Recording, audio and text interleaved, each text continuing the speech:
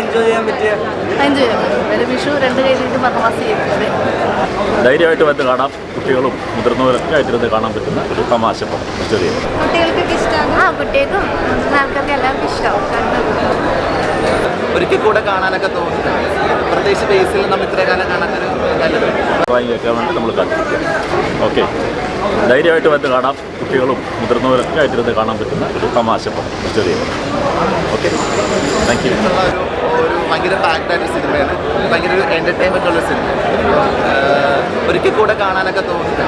പ്രത്യേകിച്ച് ബേസിൽ നമ്മൾ ഇത്രയും കാലം കാണാത്തൊരു വെറൈറ്റി ക്യാരക്ടറൊക്കെ ഉണ്ട്. എന്തായാലും ഞാനും കൂടി ഭാഗമായിട്ടുള്ള സിനിമയാണ്. അപ്പോൾ എല്ലാവരും കാണുക. ഭയങ്കര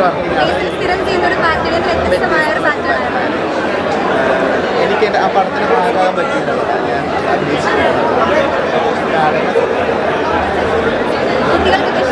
പ്രത്യേകിച്ച് ഭയങ്കര ഞാൻ ഈ പറഞ്ഞ പോലെ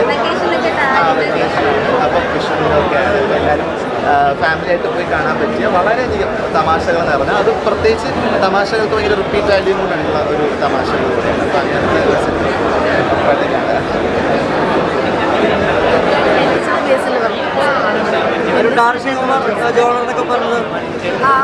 അങ്ങനത്തെ അങ്ങനെയൊന്നും പറയാനുള്ള കഴിവൊന്നുമില്ല. പക്ഷെ നല്ല സിനിമ ഇഷ്ടപ്പെട്ടു. കാരണം ഓഡിയൻസിൻ്റെ സൈഡ് ഭയങ്കര വർക്കൗട്ട് ആവുന്നത് നമുക്ക് മനസ്സിലായി.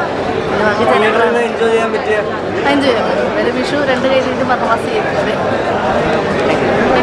എല്ലാവരും മരണമാസം വിഷു റിലീസിൽ എത്തുമ്പോൾ അത് മറ്റു സിനിമകളിൽ വിഷു റിലീസ് കൊടുക്കുമെന്ന് ഉറപ്പാണ്. അറിയില്ല, നിങ്ങൾ എല്ലാവരും കണ്ടിട്ട് എങ്ങനെയുണ്ടെന്ന് പറയൂ. എല്ലാവർക്കും ഇഷ്ടമാവുന്ന തോന്നണേ. കുട്ടികൾക്കൊക്കെ ഇഷ്ടമാണ്. കുട്ടികൾക്കും ആൾക്കാർക്ക് എല്ലാവർക്കും ഇഷ്ടമാവും.